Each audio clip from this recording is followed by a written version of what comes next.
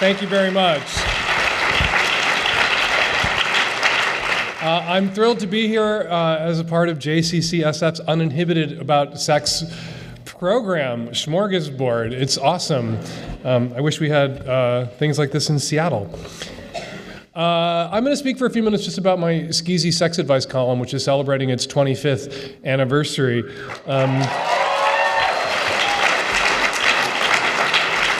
I am giving sex advice to adults whose parents I gave sex advice to before they had kids, which makes me feel what I am, old. Which, being here in San Francisco, I'm going to say, to be a 51-year-old gay dude in the public eye at all, you get people throwing your age at you like it's an insult. I get people who don't like me, straight people, sometimes even queer people, calling me an old fag. And I think, what an awesome thing to be. Because so many gay men of my generation didn't get to be old fags, and I am happy to be an old fag.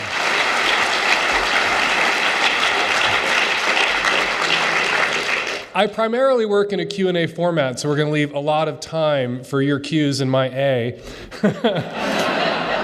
But I'm going to speak briefly just about my column as we're celebrating its 25th year, and what I know now after 25 years of writing Savage Love. The most important thing I know now is where the clitoris is.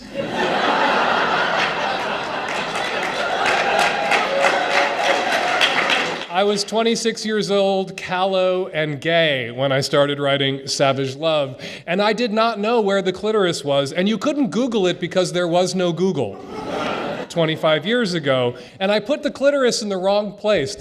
Basically, the first time I mentioned it in Savage Love, I mislocated it. It turns out that it is not on the soft palate, which is where mine is, and I just assumed.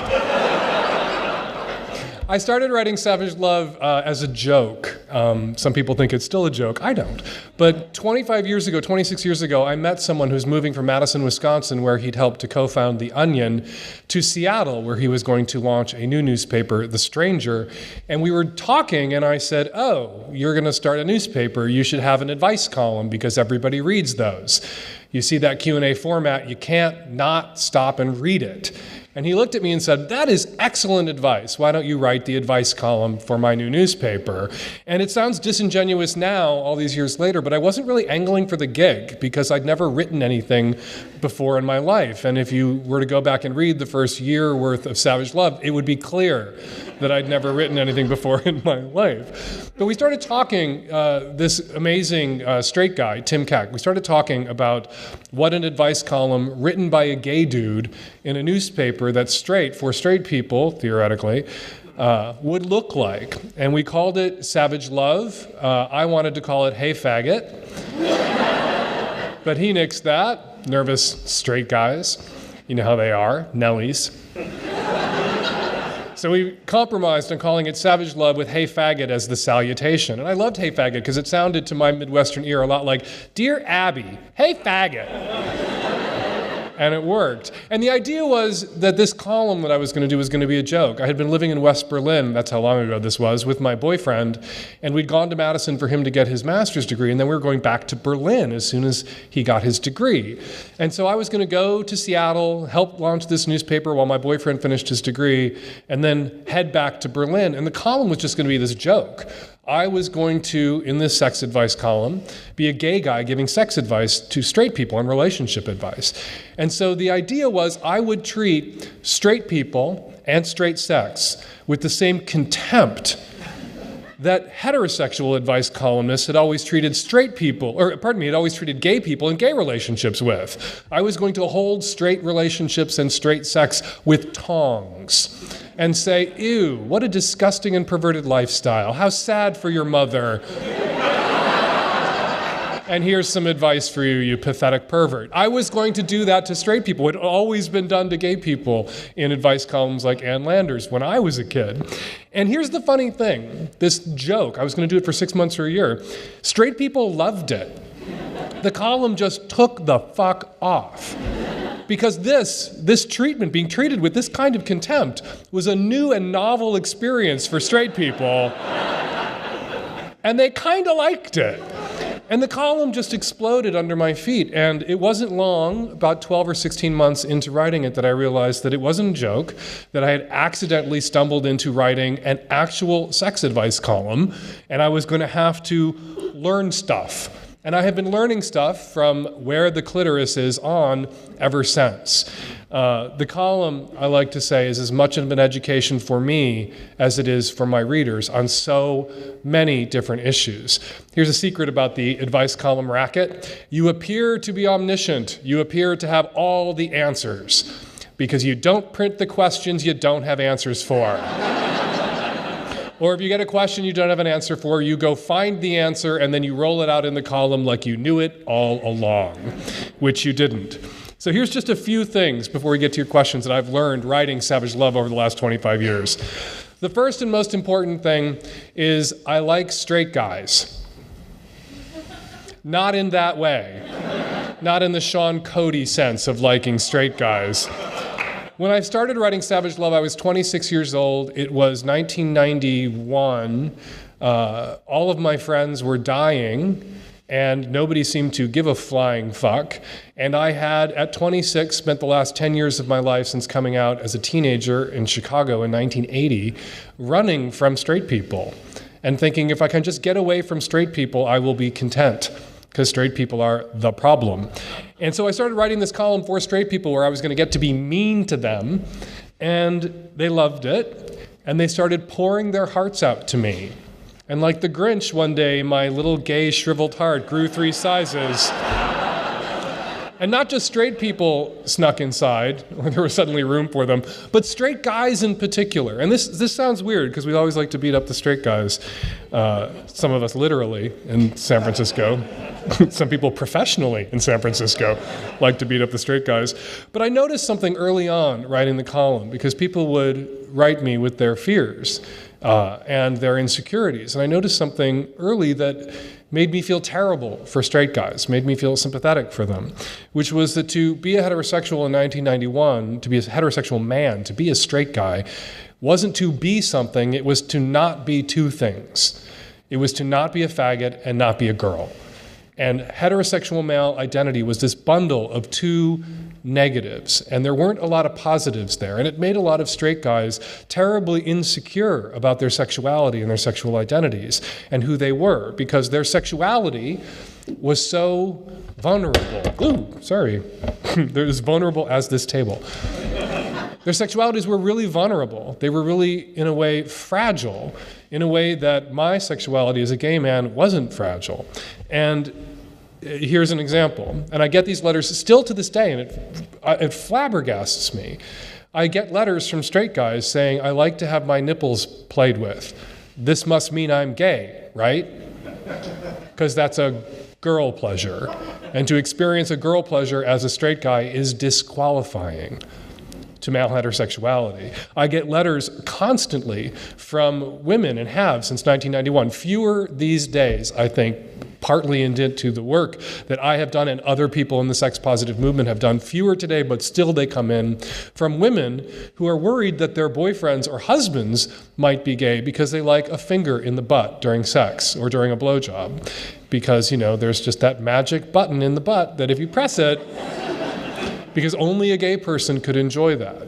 And get letters from straight guys and their and their female partners worried that they're not really straight guys because they are fashion forward, because they like musicals, because they cry at rom-coms, because of all these disqualifying behaviors. And we wonder why straight guys perform their sexualities, perform their sexual orientations so elaborately.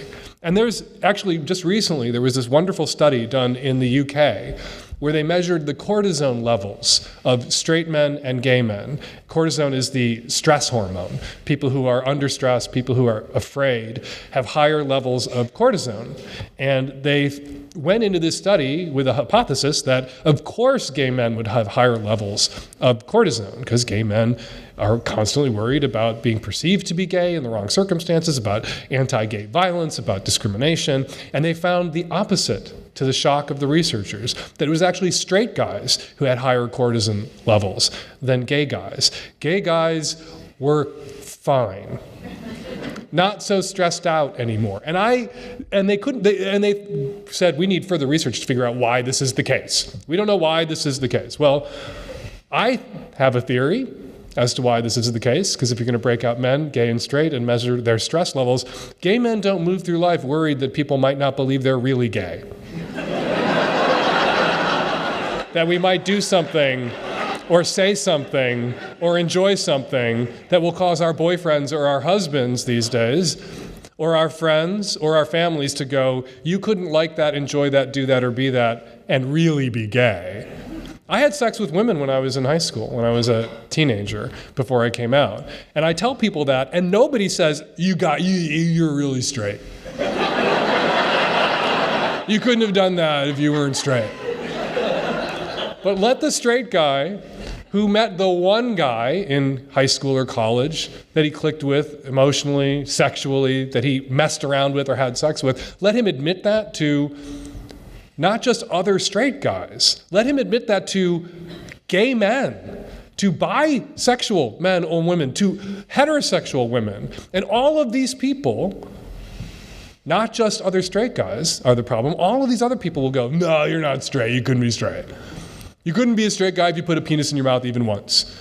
There is this old joke. I don't think it applies here in San Francisco and hasn't for a while, but this old joke, build 1,000 bridges and nobody calls you an engineer. Suck one dick.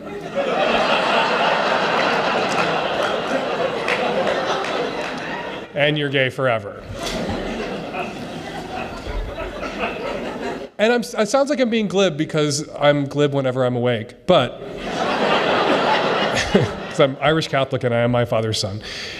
But there was so much pain and terror in these letters. We like to say, and I like to say, that straight guys suck, straight guys run the world, and then we have to remind ourselves that means running 7-Eleven franchises and shit that's no fun. But reading these letters from straight guys who were so insecure and so terrified made me feel sorry for them. It made me want to do what I often do in the column, which is pat the straight boys on the head and tell them, it's going to be okay. You can buy some tit clamps. Doesn't mean you're a fag. Even if you had to go into a mostly gay Mr. S-style store to buy them, you can enjoy them and still be a straight guy and perceived that way, hopefully, increasingly by your peers and your opposite sex lovers. Something else I learned, bisexuality, it's a thing. It's a real thing. I never doubted the existence of female bisexuality. I did doubt the existence of male bisexuality for the same reason so many other gay men have, which was that I said I was bi when I first came out. And I wasn't bi, I was lying. And in a little bit of idiocy, there was Jack Daniels in my dressing room. In a little bit of idiotic projection, I assumed because I was lying, so was everybody else. Compounded by the fact that actually there are people out there who lie about their sexuality. There are people out there who lie about being straight or lie about being bi when they are not. Some people like to say that some people like to say someone's professed sexual orientation, you just have to take that. You can't question that. And to those people, I always say, Ted Haggard. You can identify as anything you care to. People don't necessarily have to believe you, which is an awkward thing to say in San Francisco, but it's true. That said, male bisexuals exist. There was a study out of the Northwestern University in the early aughts or late 90s that found that male bisexuals did not exist. They tested heterosexual men, bisexual men, gay men, as well as heterosexual women, bisexually identified women, and lesbians. And what they found with the men was that if you showed gay porn and straight porn to the straight guys, the straight identified guys, they only responded to the straight porn. And if you showed gay porn and straight porn to the gay guys, they only responded to the gay porn. And if you showed straight porn and gay porn to the bisexual guys, they only responded to the gay porn. And this was heralded everywhere, including on the front page of the New York Times, as proof that male bisexuality was indeed a myth. And here's the irony in this, is they replicated this study 10 years later, and they found that male bisexuality did in fact exist. And they did it by refusing to believe people who said they were bi. Here's how this worked. When they did the original study, they just accepted at face value everyone's professed sexual orientations, gay, straight, bi. When they did the new study, they accepted the professed sexual orientations of everyone, but they required people to prove it. Not to have sex with the researchers, but to answer a long questionnaire about their sexual behavior and their romantic history. And they took out of the study the guys who said they were bi who were not bi. There were a lot of guys in the study who were gay who said that they were bi, but their fantasies and their romantic histories and everything else was exclusively homosexual, but they were identifying as bi for some other reason. What might that be? Perhaps the same reason I identified as bi when I was first coming out, when I was a teenager. These studies were all of college students, some of whom may have been early in their coming out process. And this is a special burden for bisexuals, that some people who are gay or lesbian briefly identify as bi on their way out of the closet. It's not a special burden for bisexuals, it's a special fuck you or problem that lesbians and gay men create for bisexuals, right? But once they took out of the study, once they controlled for people who said they were something that they were not, they were able to document the existence of bisexual arousal patterns. When they took out the people, when they didn't believe the Ted Haggards, when they removed the people from the study who they didn't think were telling the truth about being bi men, they found with these new groups controlled for people who are early in the coming out process or misrepresenting themselves, you showed gay, straight porn to the straight guys in the new study. The straight guys responded to the straight porn. You showed that gay, straight porn to the gay guys in this new study. The gay guys responded to the gay porn. You showed the gay, straight porn to the bi guys in this new study that controlled for misrepresentation, and the bi guys responded to the gay and the straight porn. So bi guys, they exist, something I've learned writing this column over the years. Also, I've learned everyone is a pervert. And it's really not something I've learned, it's something I kind of always knew. And I would say in my column, the phrase I used was everyone's got something from column C for crazy. Everyone's got, the column A, standard issue sexual interest for the most part, except for the asexuals, asterisks, right? Standard issue interest in anal, oral, rolling around, vaginal intercourse, the usual, making out. Everyone's column A. Everyone's got a little column B, maybe a lot of column B, lingerie you prefer, or sexy outfits, or dirty talk, or whatever, or the kitchen table, or somewhere you might get caught. Something that feels a little dangerous. And I always said, I think based on the mail I'm receiving and my own personal experience having sex and being in relationships, everyone's got something from column C too. Everyone's kind of a pervert. We're all in this together. We'd already arrived at we are all sodomites. Sodomy is not gay sex. Sodomy is non-procreative potential sex. Sodomy is oral sex, sodomy is anal sex, and straight people do that and like it and always have done that and always have enjoyed it. And it was popularized by pornography and everything else in the 60s and 70s. There was this moment, there's actually a terrific John Updike novel called Rabbit Run. And if you haven't read it, you should. If you haven't read it recently, you should, because there's this plot element. And it kind of blows your mind if you reread Rabbit Run now, because the whole novel, this sort of bottled up, repressed straight guy's breakthrough and what causes him to run, and this woman's sort of shattering experience for her, in a way, is a blowjob. And you read this book and you get to this pivotal moment in the development of all these characters, and you're like, a blowjob? That's standard issue. A blowjob? Really? A blowjob can do all that? Crazy. But really, oral sex was something that straight people got into. Now I'm losing myself in a transgression. But I would say everyone is a pervert and people wouldn't believe me, but I love it when the science catches up with me. Because the science has now caught up with me.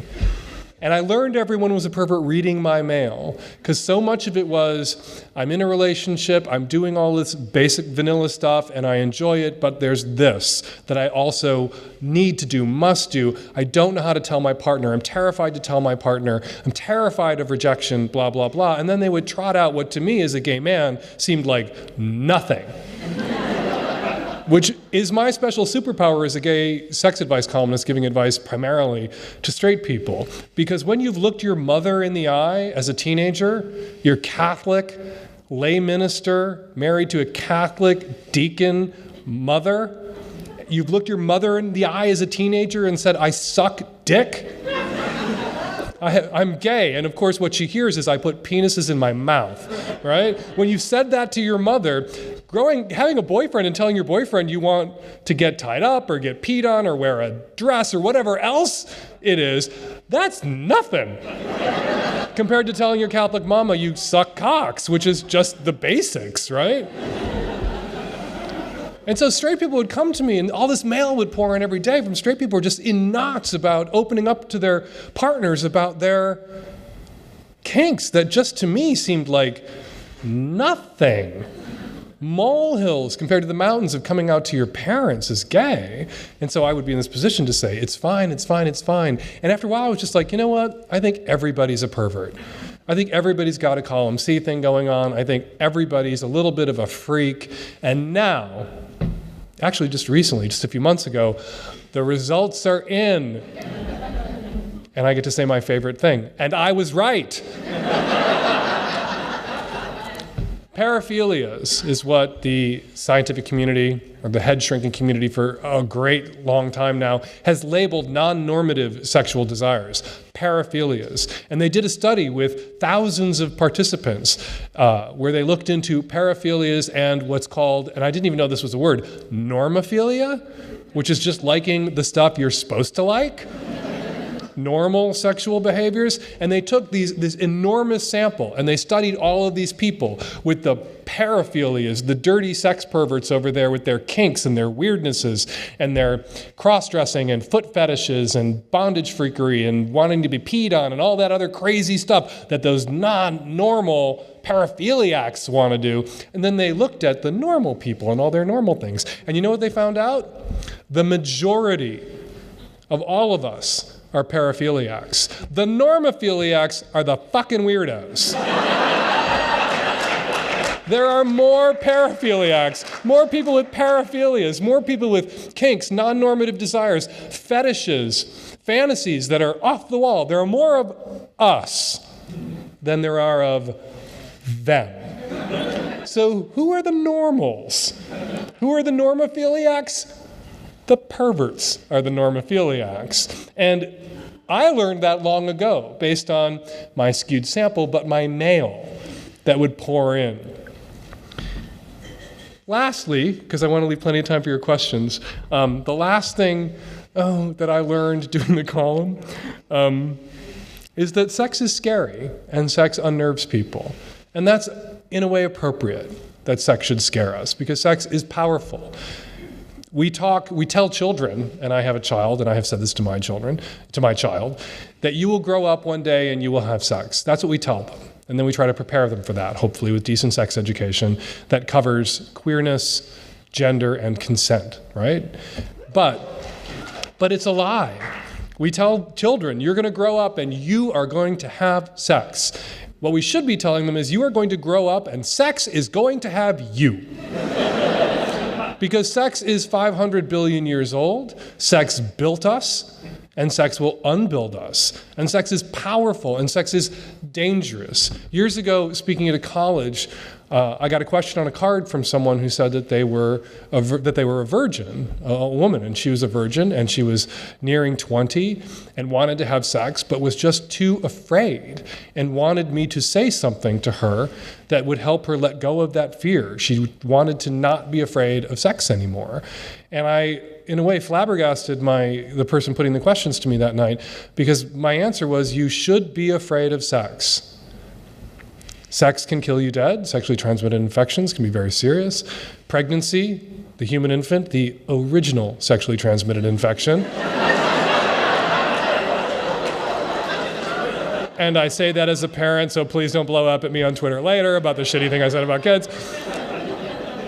Is hugely consequential. Intimate partner violence, hugely consequential. We need to approach sex with some fear and trembling because it is bigger and more powerful than we are as individuals, than our cultures are, than our religious faiths or hang-ups or dogmas or prescriptions are.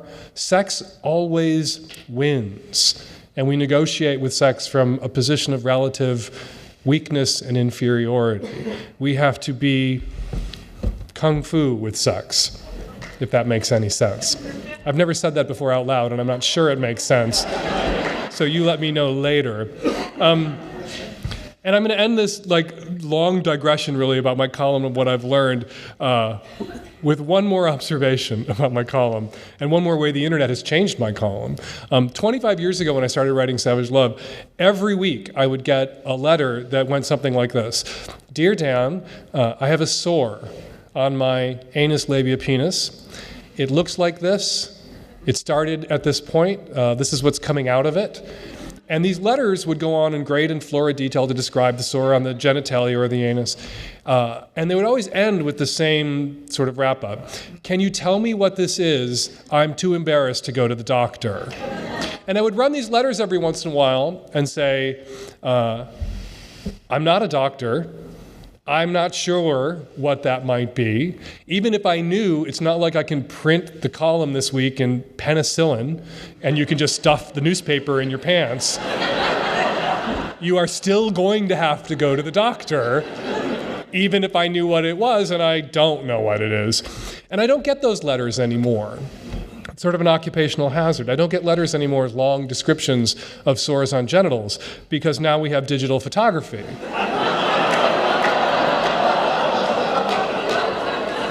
So I get much shorter emails that say, this is the thing on my anus, labia, penis. I'm too embarrassed to go to the doctor. That's still in there. Can you tell me what it is?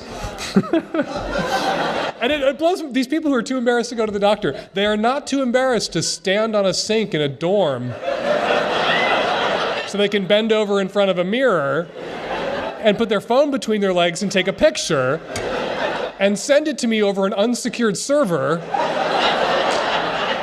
with their real name.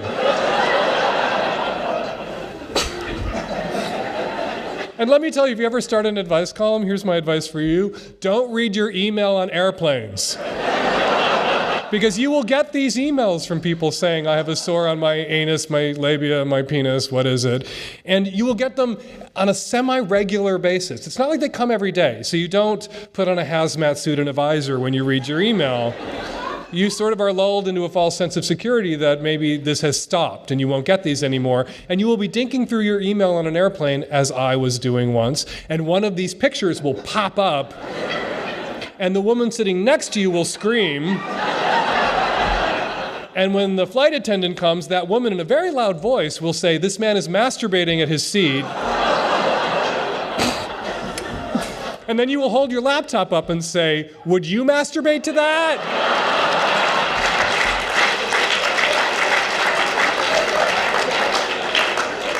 And the flight attendant will make you put your laptop away for the duration of the flight. In my case, to Hawaii, which was a long flight. Anyway, I never know how to stop talking. That's my problem, especially after Jack Daniels. We're going to start taking your questions, which is what I'm really looking forward to. But there's one story I love to share. Can I share one more, my sex advice stories, 25 years of writing Savage Love? One of the questions, and maybe it's in the pile of questions you guys have submitted for me tonight, one question I constantly get is, what's the craziest question I've ever received? And I can't remember that. There are so many. It's like remembering the craziest pine tree in the pine forest at this point. But I will never forget the craziest response I ever got. I hosted a radio show before I started doing my podcast. And this is many years ago. I think it's 24 years ago.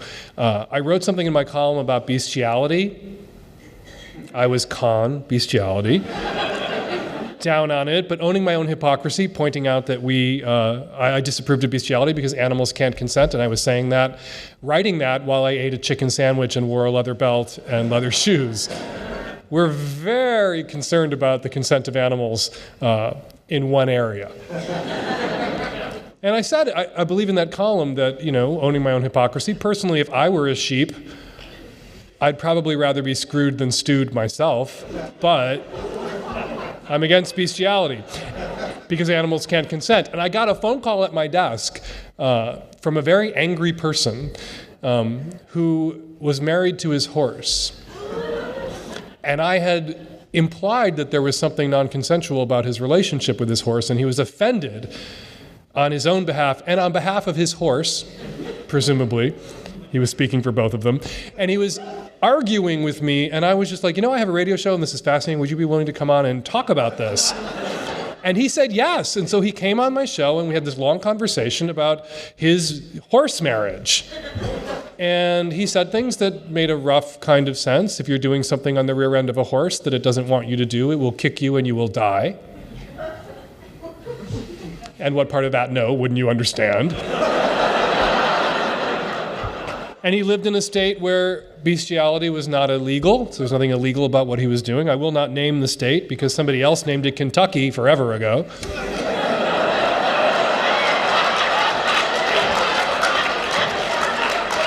And he had built a big house with like a horse doggy door, like the little doggy door you would build for your horse, but his horse could like come and go in all the horrifying implications of that phrase. And we get to the end of this hour, me talking to this guy about his beautiful horse marriage, and it occurs to me that I haven't yet asked him if he married a boy horse or a girl horse, which is what we call them in Chicago because we don't know their proper farm names. And the music's coming up in my headphones, and the producer's going, get rid of him. And I go, oh, wait, before we let you go, one last question. Did you marry a guy horse or a girl horse? And there is this epic silence.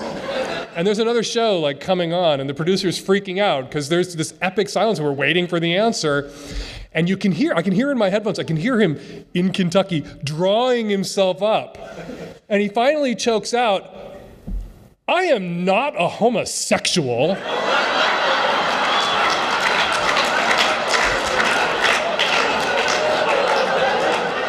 As if the worst possible thing that could be implied about his horse marriage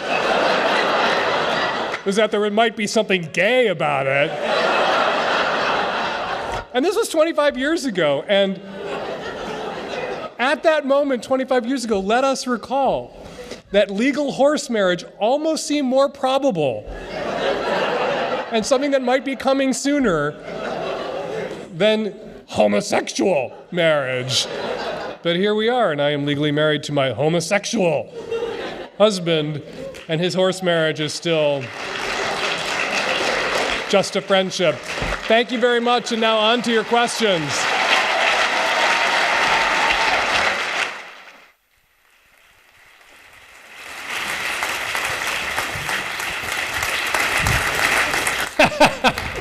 Oh, I wanted a hot dog.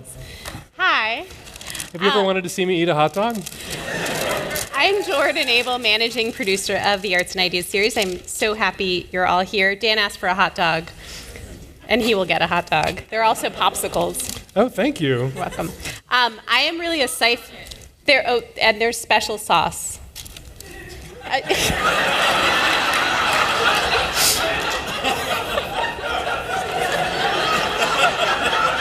That can mean so many things in San Francisco.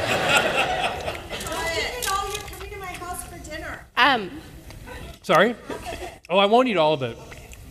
I'm looking forward to dinner. I'm just a cipher for your questions. And I could eat a horse, but not that way.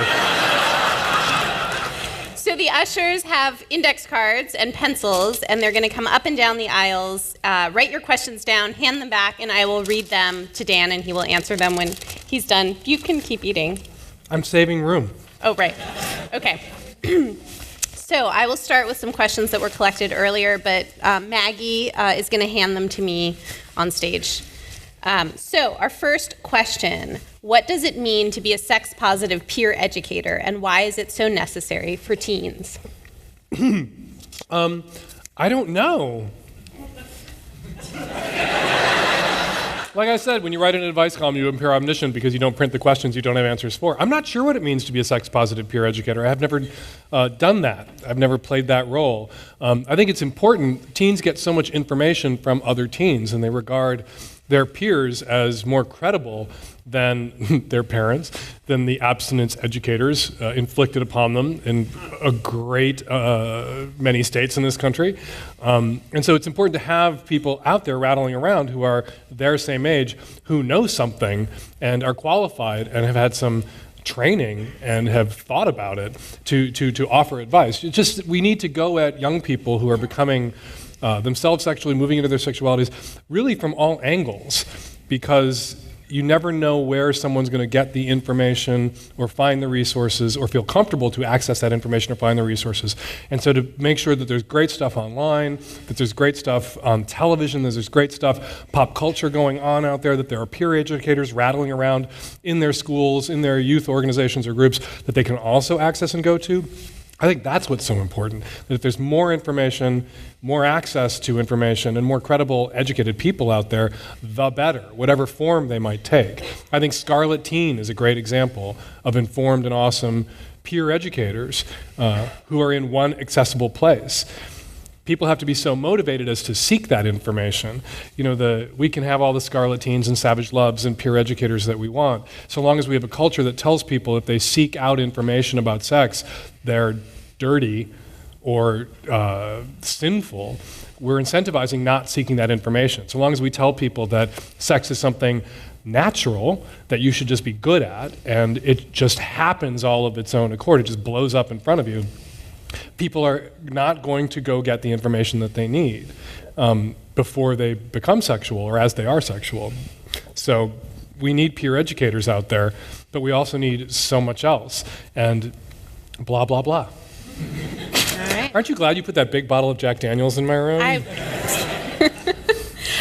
Next question. In gay male relationships, what can you say about the psychological boundary between being alpha in the world and beta in bed? There's a great t-shirt out there that I love that says, "I'm gonna bottom the shit out of you."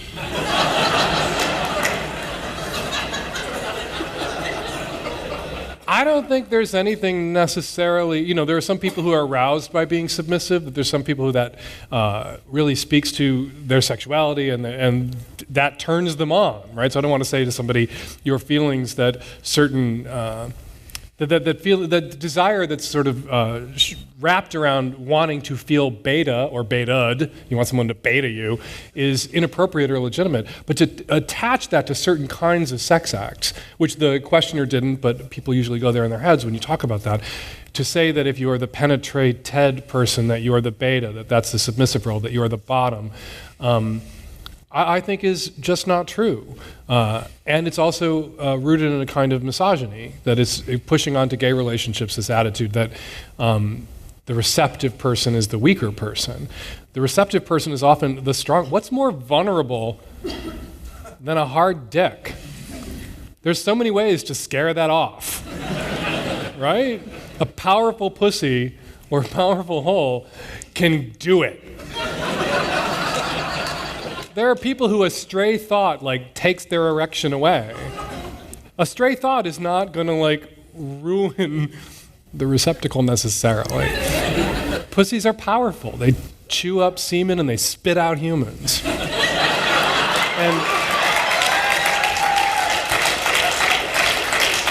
And attaching to, I think, certain gendered sex acts, like who's powerful, who's weak, who's dominant, who's submissive, is a non-starter for me personally.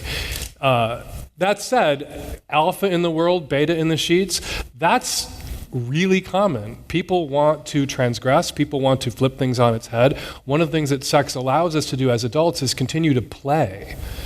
That's one of the lessons I think that people into BDSM have for the vanilla folks. One of the many lessons that people into kink have for the vanilla folks. That sex should be this arena where you can be a different person, where you can occupy or live out a completely different sort of persona role reality.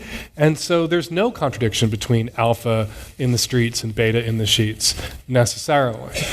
There's only a contradiction there if you have a hang-up about it, as opposed to owning it and being alpha about beta being something that works for you erotically, and then be an alpha about it. There's nothing more desirable and hotter than someone who is domineering about their submissiveness.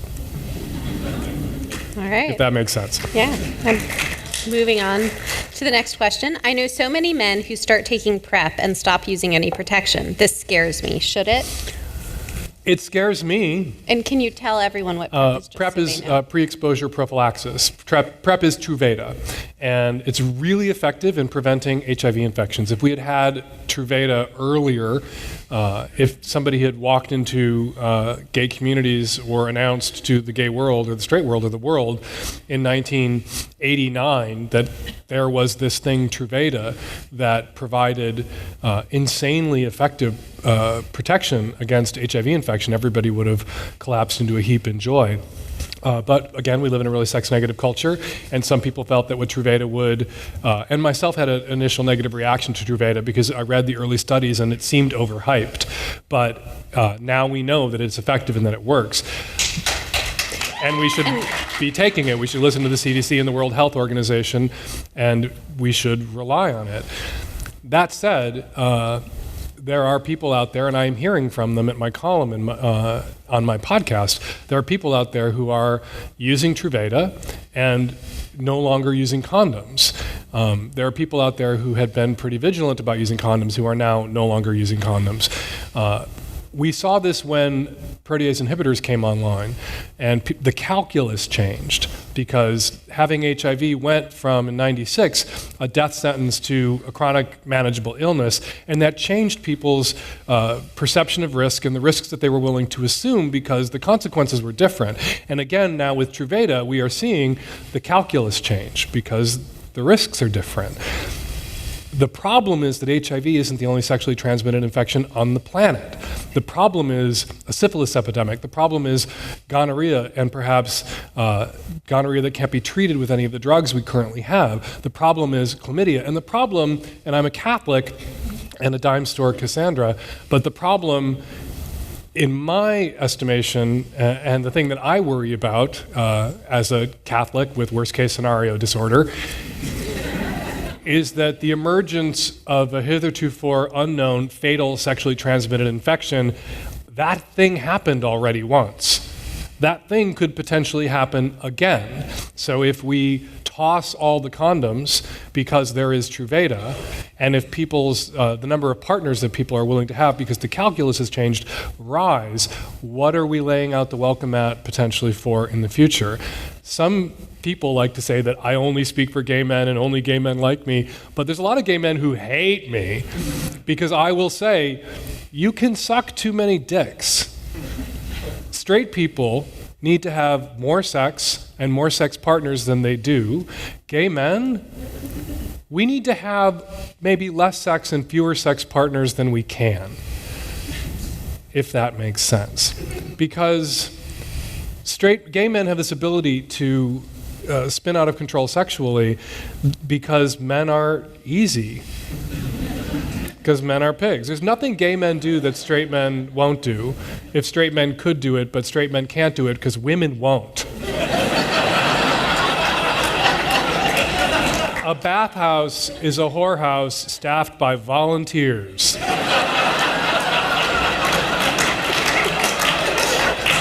And if there was an equivalent for straight guys, they would all be there. If you told straight guys there's a section of the park where there are tons of women from barely legal, and up until their 80s who just want to have sex with you under a bush, and they don't want to know your name or ever see you again, straight guys would go to that park.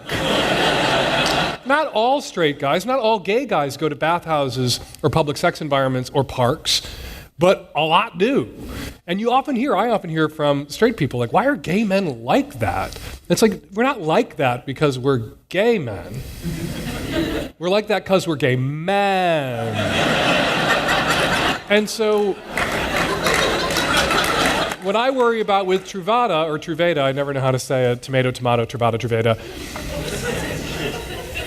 and I'm for it. I want people to take it. I encourage all of my sexually active gay friends to take it. I talk it up on the podcast. Anytime somebody tells me that they're going to sex parties, that they're dating, that they're gay, that they have multiple partners, I'm like, you should be on Truvada. Please read about it. Go to the CDC, read about Truvada, get on it. That said, I worry about changing community-wide norms around risk and what's acceptable and what's out there that we don't yet know about, and concurrent raging epidemics of syphilis, gonorrhea, chlamydia, and other sexually transmitted infections.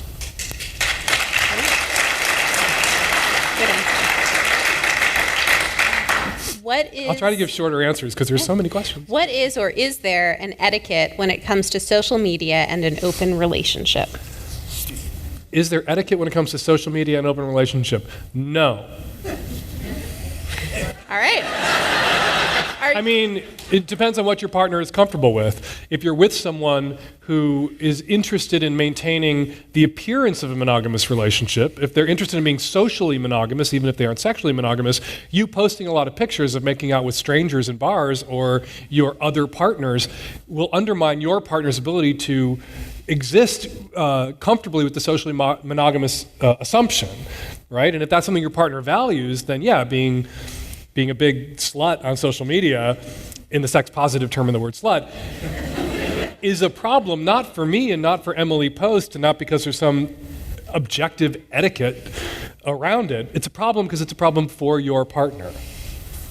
All right. Are you comfortable with your husband's pictures online? Why? Am I comfortable with my husband's pictures online, and why? Yeah. Do you follow Terry on Instagram? I'll give those of you who don't a moment to take your phones out and go to Instagram and look up Terry's Fotes, F-O-T-S, Terry's Fotes, on Instagram.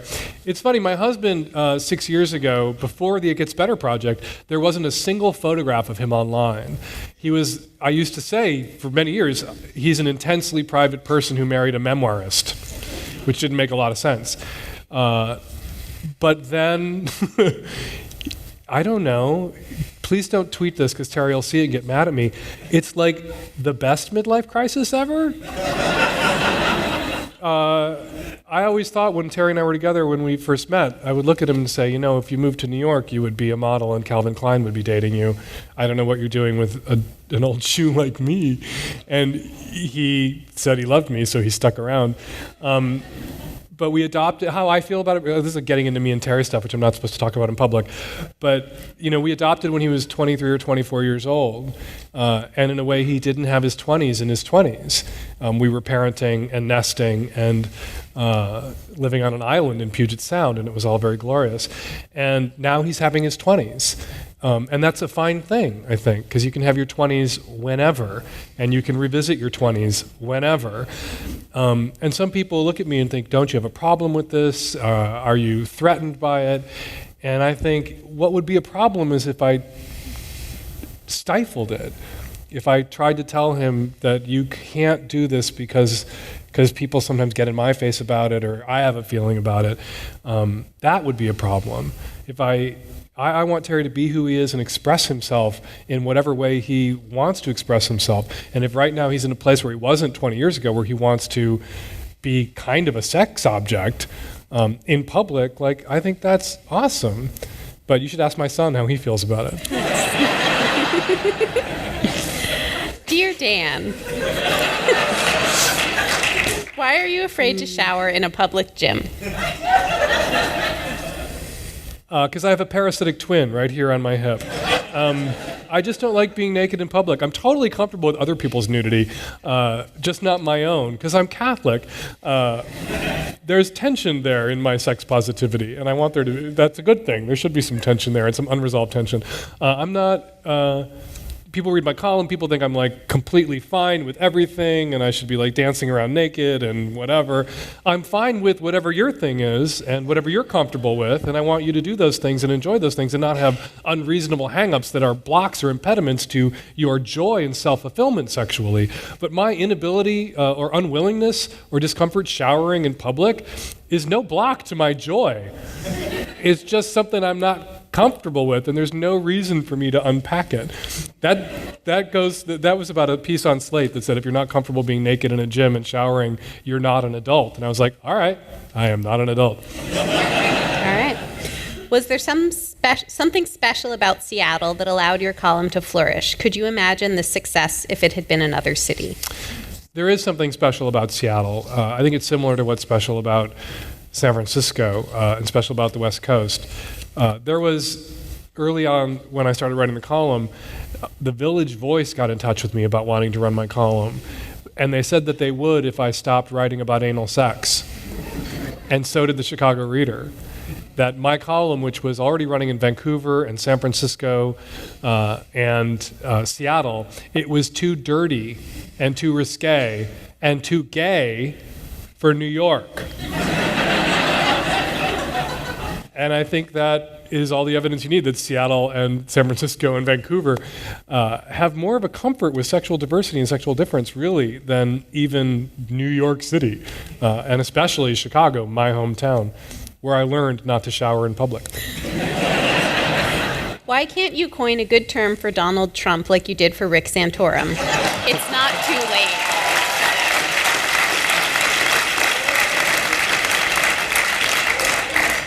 Ever since my readers, and it wasn't me, I didn't coin the term, it was a Savage Love reader in 2003 who wrote in and said, let's have a contest to redefine Rick Santorum's last name, because he'd given this awful interview to the AP where he compared gay couples that wished to marry and lesbian couples that wished to marry to child rapists and dog fuckers.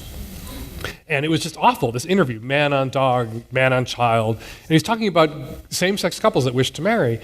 And it was an offensive, vile, horrible thing to say. And a reader wrote in, and the scandal blew up, it was in the papers, and then it was passing away into memory. It was over and done. And a reader said he should never be able to outlive that should follow him around. What he said about us, about queer people, should follow him around for the rest of his life. He shouldn't be able to live it down.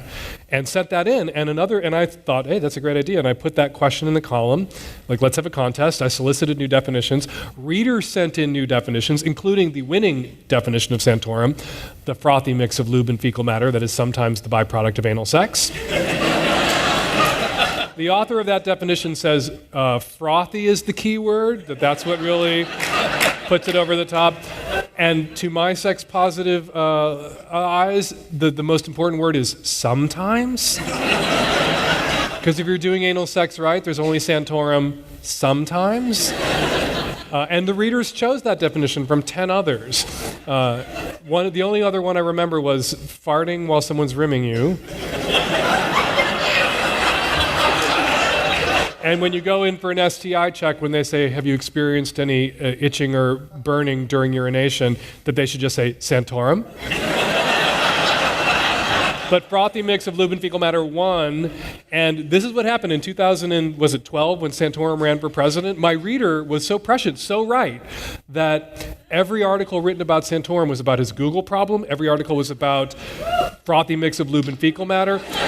And every article then had to be about the 2003 interview you gave to the AP where you said that same-sex couples that wish to marry are comparable to people who rape children and rape dogs. And he had to answer for that over and over and over again. So the genius in the Santorum thing was not me and it wasn't mine. It was that reader who said we should redefine his name so he has to answer for this for the rest of his fucking life, which he's been doing. That said, people have been after me ever since Santorum to redefine Ann Coulter, to redefine Scalia for many years. People wanted me to redefine that, but a heart attack redefined that for Saul. Basically to Clarence Thomas, everybody who's like a right-wing, high-profile, bigoted asshole, people are like, oh, you should come up with a new definition for that person. But I don't want to, I'm fine to have one right-wing nut job that's occasionally present in my vocabulary or lexicon when it comes to sex. I don't want to go home and say, honey, let's Clarence Thomas the shit out of your Ann Coulter, and hopefully there won't be any Santorum, and if there is, I'll use my safe word Scalia, and then I don't want to invoke all these assholes every time I have sex all night long. That said, people right now are like, oh, you should redefine Ted Cruz. Well, Cruz already means something. So like redefining it would be futile. And Trump actually already means something. And you gotta love John Oliver and Drumpf. Bring back Drumpf. But Trump is already slang in the UK. It means to fart audibly. And how perfect is that? What is a Trump speech but that man with a microphone pointed at his mouth, farting audibly for 2 hours and dangerously? So I don't have to redefine Trump. Trump has already been defined. All right. Next question. Is Savage your real last name? Yes. It's mine too, not mine. Oh. Someone out there. Hello, fellow Savage. My mother kept her maiden name. I took her name, and she's a sex therapist. We're both huge fans. If you're recording this, can you say hi to Dr. Linda Savage? She'll die. Hi, Dr. Linda Savage. Dare I ask, what do you still need to learn or discover? Oh, I can't know what I don't know and what I need to learn. We've all learned so much over the last 25 years that I've been doing this about so much. Right now, we're all on a steep learning curve about gender and gender identity and trans rights and trans issues and trans people and trans lives. There's always a new thing blowing up that it seems we need to learn about human sexuality and gender expression, gender identity. So I don't know what we don't yet know and what we need to learn, but I'm excited to find out what it might be. What was the juxtaposition between questions? What was your favorite aspect of the orgy in honor of your 50th birthday? I must have slept through it because I don't remember the orgy in honor of my 50th birthday. Maybe you weren't there. How sad is it to not be invited to the orgy that's being hosted in honor of your 50th birthday? I spent my 50th birthday in Palm Springs by a pool, stoned out of my mind. I recommend it. Have you observed a change in people's expectations of sex with the widespread availability of pornography? Yes. Porn is, in too many places for too many people, becoming their sex education because we've abdicated our responsibility to provide decent and comprehensive sex education. A lot of us who are liberals and lefties, we will look at some kinds of sex education that's out there and think, here it is, this is the gold standard. But if you actually look at it, what we think of as good and decent comprehensive sex education is just reproductive biology. It's just zygotes and spermatozoa and fallopian tubes and literally things people do not think about when they're having sex. And reproductive biology, you can cover it in 10 minutes. Any idiot can make a baby. Bristol Palin made 2. Where it gets complicated and where people tend to screw up when it comes to sex and where they need their sex education is around talking people into having sex with you, around granting and obtaining consent, around discussing the sex acts that you wish to enjoy, and being articulate about it. The sex ed that we have, I always compare it to a driver's ed class where they don't teach you about the red thing at the end of the street on the pole, and they don't teach you about brakes or steering or turn signals. They just teach you about how the internal combustion engine works. And then they hand you the keys to a car and you kill somebody because you don't know how to drive. And what we have when it comes to sex ed is how the reproductive internal combustion engine works and not how to drive, not how to talk people into having sex with you. What was the question? Have you observed a change in people's expectations of sex? Porn, right. Yeah. And so over the last 25 years, I was writing Savage Love for about 7 years before abstinence education became a thing. And I watched as the letters I got from people who were under 20 got progressively more and more idiotic and more ill-informed. Basic stuff like, the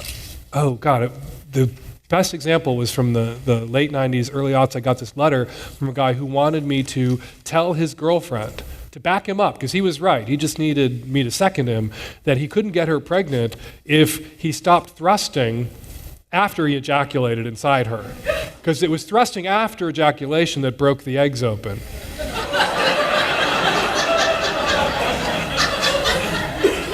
That was a letter I got.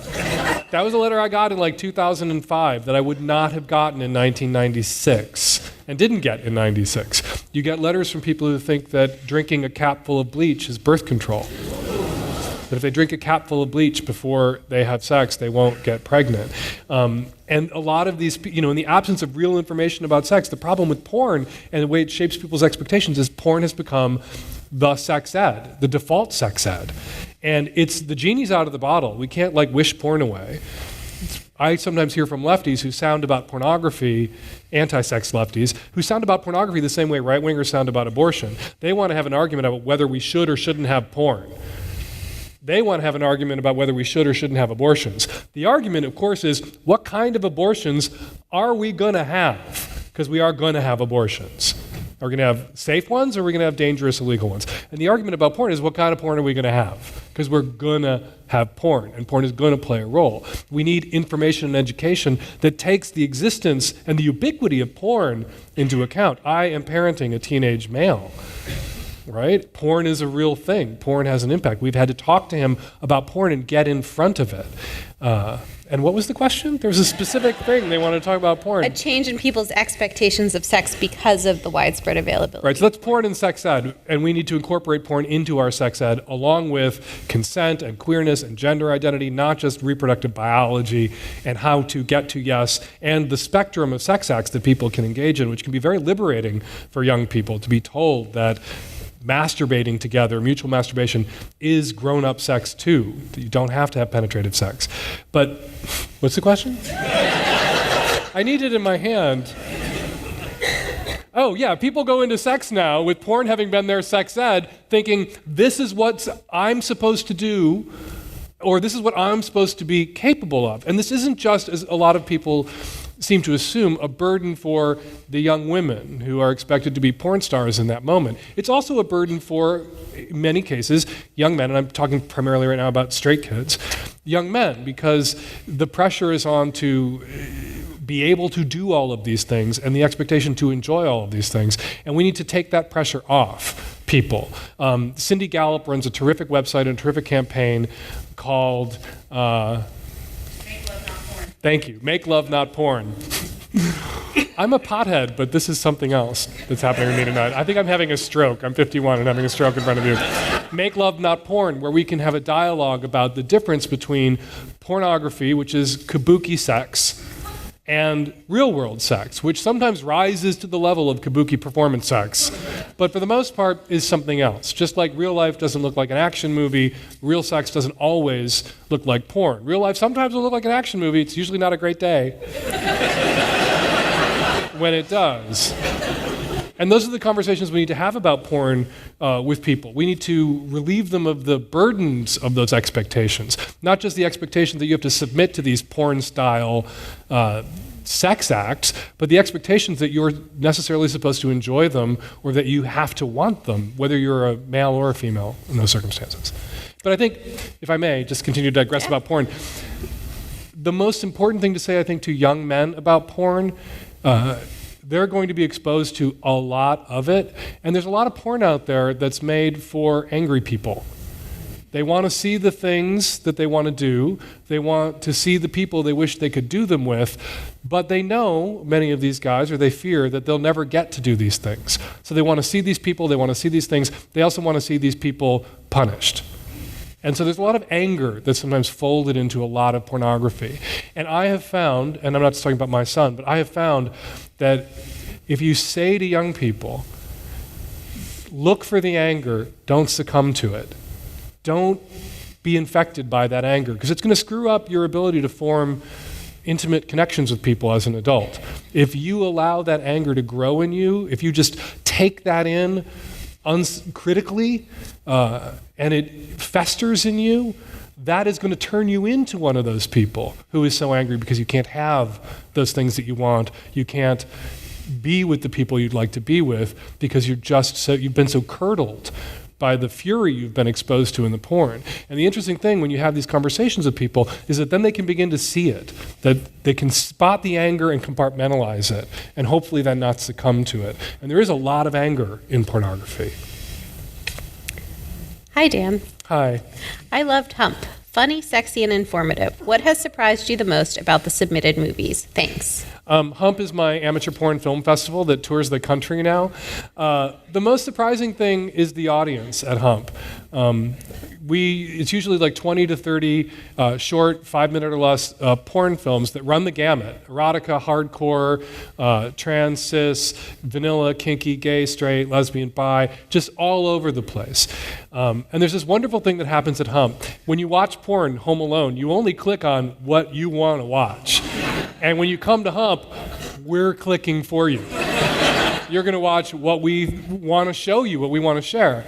And there's this wonderful thing that happens at Hump. How many people have been to Hump? Yay. You know what I'm talking about. Then here we go. You have these audiences that full of people. You've got straight guys watching gay porn who've never watched gay porn. You've got gay boys watching giant cunnilingus up on the screen, right?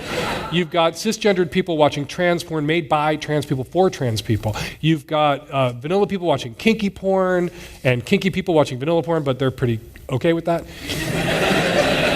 And there's this wonderful thing. I watch the audiences at Hump. There's this amazing thing that happens, and it wasn't our intention. Our intention was to entertain, titillate, have fun, but there's this thing that happens at Hump that I think has value and that lasts, where at first, all these people, and we watch like 500 people in a theater, just thrown back in their chairs. Because the gay boys are like, oh my God, giant vulvas, oh my God. And the straight guys who've never like watched any gay porn are like, oh my God, a dick in a butt, oh my God, a dick in a butt, a dude's butt, oh my God, a dick in a dude's butt. And vanilla people watching kinky porn, and all anybody can at first perceive is what's not theirs, what's different and weird. That's not my plumbing. Those aren't the kind of people I'm attracted to. Those aren't the sex acts that turn me on. That's nothing I would want to do myself. I don't see myself in that. And that's about the first third of the screening. About a third of the way through the screening, all these same people who were like, oh my God, are laughing, leaning forward, cheering, clapping for each film. Nobody's having the wind knocked out of them anymore, even if the craziest film hasn't come up yet or something new comes up that they haven't quite seen yet. And what I think happens is there's this moment of transference, transcendence, this switch gets flipped where suddenly, and I don't know if everyone could articulate this in the moment during a screening, but it's what I know is happening. Suddenly, everybody, this entire room full of people who are only capable of seeing what's different and not theirs, is suddenly seeing everything that's the same that's underneath. That the desire is the same, the lust is the same, the vulnerability is the same, sense of humor is the same, that all these things we share are so much greater that there's this thin layer, this thin veneer on top of different plumbing, different sex act, different ages, different body types, but all that other stuff is so much thicker and more important, and it's all of that is the same. And at that moment, when everyone's perceiving the similarities, people stop freaking out at Hump. And it's really kind of beautiful. If you've been to Hump and seen it with a large audience, you were probably a part of that. Go again to Hump and watch the people around you as much as you're watching the stuff on the screen, and you'll see what I'm talking about happen. Dan, can you talk about your view on how or where sex and spirituality intersect?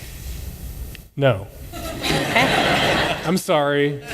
I have a sort of like block around woohoo. Okay.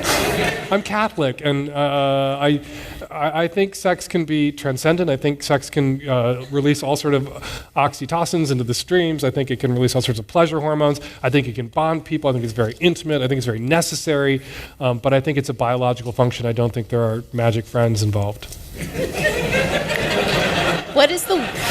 But I respect your right, person, to attach a spiritual understanding to your experience of those pleasures. It's not my framework, and so it doesn't work for me, so I can't speak to it because it's so foreign. What is the one thing that most concerns you about the current political climate / election cycle? Donald Trump is going to get the Republican nomination, and a lot of brown people are going to die as a result. I have some friends who are Dems and lefties, and mostly white people, but not all white people, who are excited about a Donald Trump nomination because it's probably going to irreparably or severely harm the GOP, which fucking deserves it.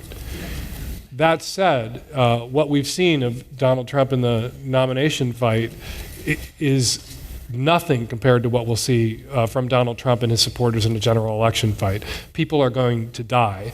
And for the most part, it hasn't been the kinds of people who've approached me and who are excited about the prospect of the damage a Donald Trump nomination might do to the GOP. I worry for my friends who are Mexican, who are illegals, who are undocumented immigrants. I worry for my friends who are Muslims. I worry for my friends who will be targeted by the brown shirts that are already out there targeting people. You have people assaulting people at gas stations and screaming Trump, Trump, Trump. You've got kids in high schools going up to their classmates who have accents or who have brown skin and telling them they're going to get thrown out of the country when Donald Trump is president. The ugliness is there, and I'm freaked out and worried about that. So, Bernie or Hillary?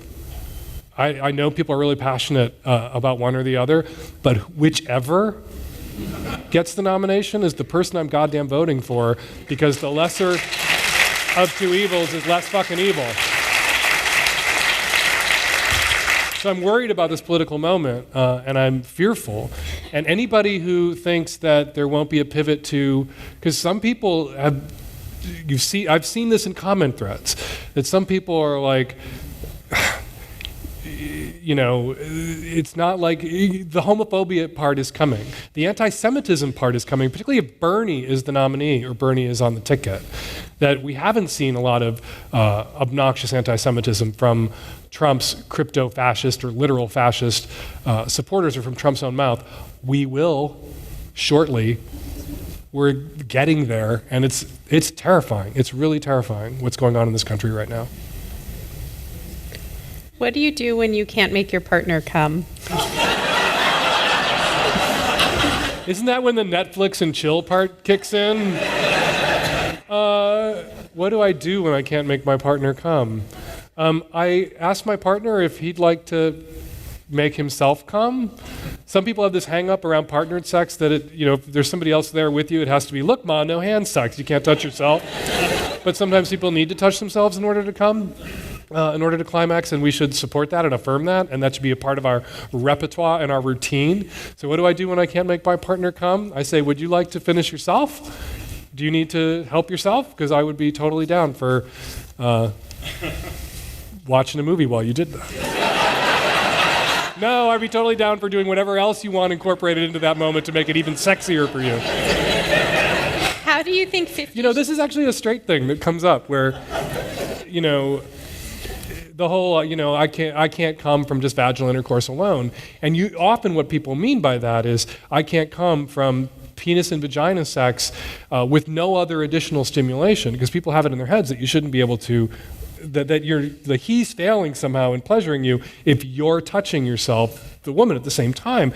And I think one of my advantages as like a fag advice columnist, when I got to that question, she can only come when I'm fucking her if she's masturbating herself, which makes me feel like my dick isn't enough. Your dick isn't enough. And I came to those questions like having come out at as a young teenager, and I'm 26, 27, 28 writing this column, and I came to those questions of, she's touching herself when I'm fucking her, therefore I'm not fucking her good enough. After having been gay for a decade and watching a lot of gay porn. Watch gay porn. I say this to straight people all the time. Watch gay porn. The guy getting fucked comes too, because he's jacking himself off. Jack yourself off while you're getting fucked. That's how you come together.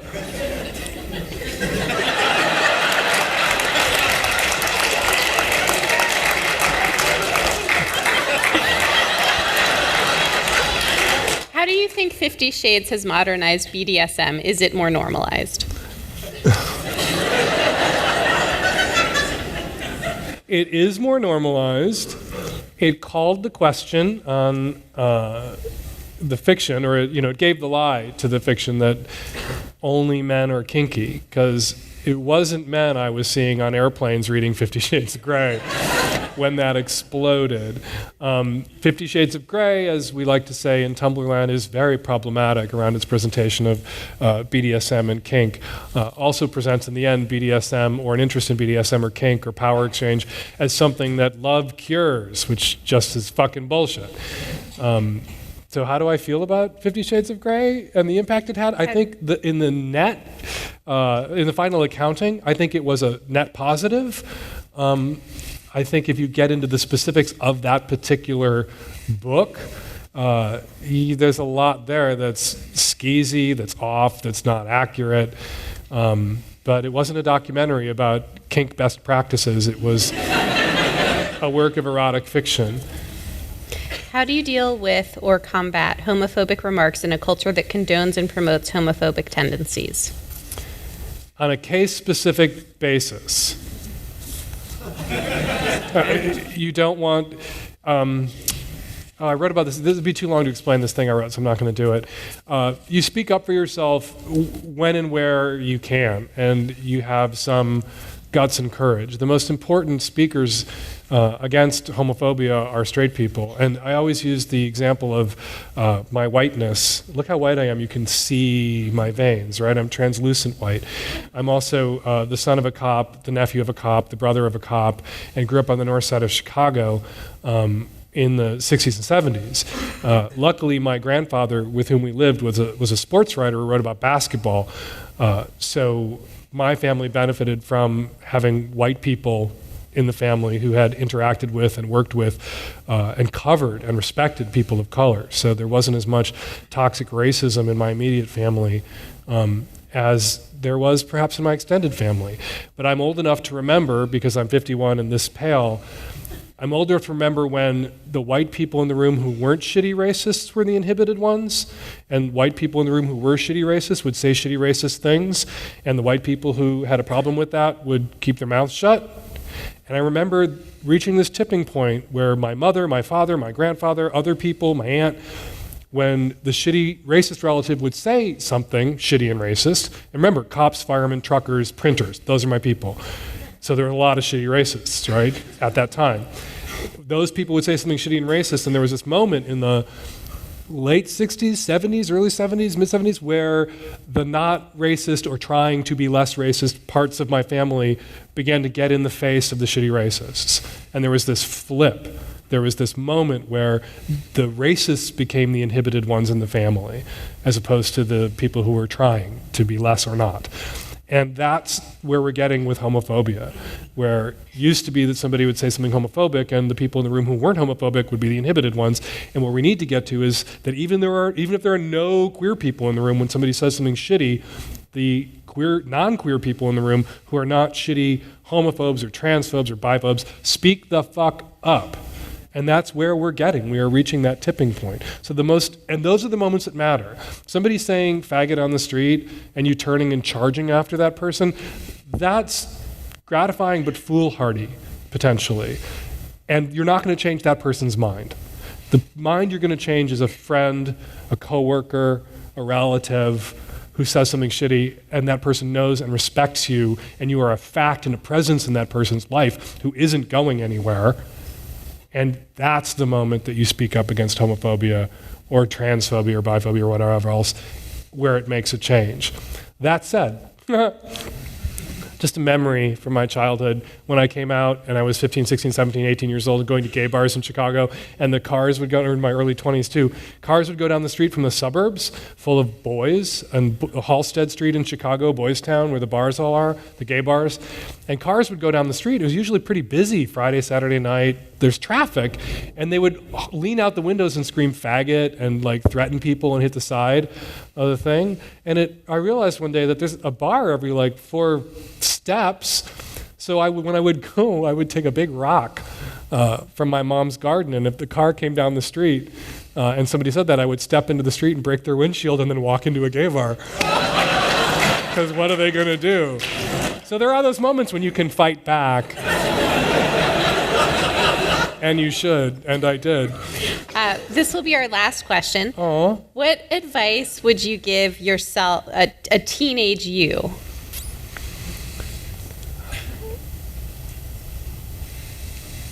Gay men are not your brothers. We lie to LGBT youth about what it means to come out. We tell them, or we can accidentally tell them, I don't think it's necessarily intentional, that coming out is the solution to all your problems. That the LGBT community your lesbian and gay brothers and sisters are out there waiting to greet you, and getting away from straight people, as I thought back in the day, was the solution. And coming out is not the end of your troubles. Coming out is the beginning of brand new ones. There's a reason we don't tell 15-year-old straight girls that 40-year-old straight men are their brothers. And we shouldn't tell 15-year-old gay boys that either. And I was naive when I came out, and I'm not trying to play into the stereotype that gay men are necessarily predatory. I had older boyfriends when I was a teenager who were wonderful guys who looked out for me and took care of me and made me feel safe and loved and kept me alive, really, prevented me from offing myself in despair at 16, 17 years old.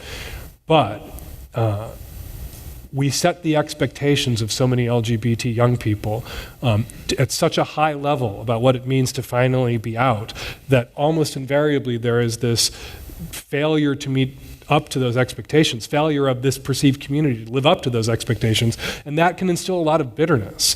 And we need to tell people as they're coming out, to come out strong, to come out safe, to come out at the right time for them, to line up the support that they need before they come out, particularly if they're coming out into a risky environment. And then also to have realistic expectations of what it means to be out and queer.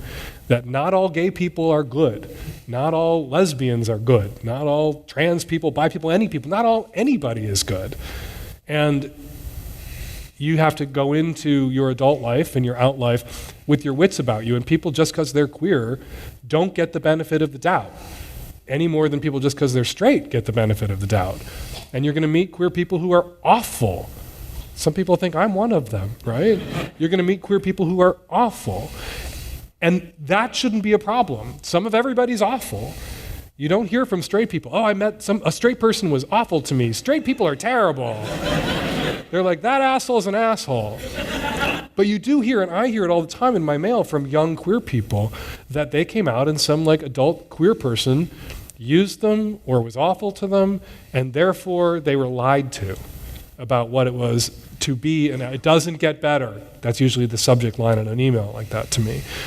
And we have to stop promoting those lies, whether they're active lies or lies of omission, that we need to make sure that young queer people are empowered in every sense. And part of that empowerment is you gotta look out for yourself. And adult LGBT people aren't there to take care of you. It's a lie that's told about queer youth to queer youth, and not just by queer adults. There was a case where chlamydia roared through a high school in Minnesota, and all the news reports were framed in this way. What are parents, teachers, and preachers going to do about this? What are parents, preachers, and teachers going to do for their kids? And yet every time we hear about HIV infection rates in young gay men and bi men, particularly young gay bi men of color, where it's just astronomically off the charts, the infection rates, it's never what are their parents, preachers, and teachers going to do for them, for their kids. It's what's the gay community going to do for them. There's this abdication of responsibility to parent young queers by straight people, and also this abdication, I think, on the part of young queers, or part of the queer community, to be clear to the straight world about their responsibilities to queer youth, but also clear to queer youth about what their expectations should be as they move into their adult queer lives or their young queer lives, about what they're going to encounter out there. And I've felt this way since I was very young, because the guys I met when I was a young person, the guys I dated when I was a teenager, and I was a rarity. Sorry, I'm going on so long with this. I was a rarity when I came out because I came out in high school, which for gay men of my generation was rare. I couldn't date. I wasn't not going to date, but I couldn't date guys my own age because no guys my own age were out. So I dated older guys, and a lot of those guys were great. But, Jeffrey Dahmer ate my friend Tony. And that was the moment I said, oh, gay men aren't necessarily good. Gay men aren't necessarily my brothers. I have to be smart. It shouldn't take a cannibal eating a friend of yours for you to get that message, that should be part of the dialogue that we have with queer youth about moving into adult queer spaces. Not lots of cannibals. because that's still rare, thank God. But not everybody's awesome. Thank you. Thank you for coming. Thank you. So dark a note to end on. Oh. Thank you so much. You're welcome. Thank you. Thank you.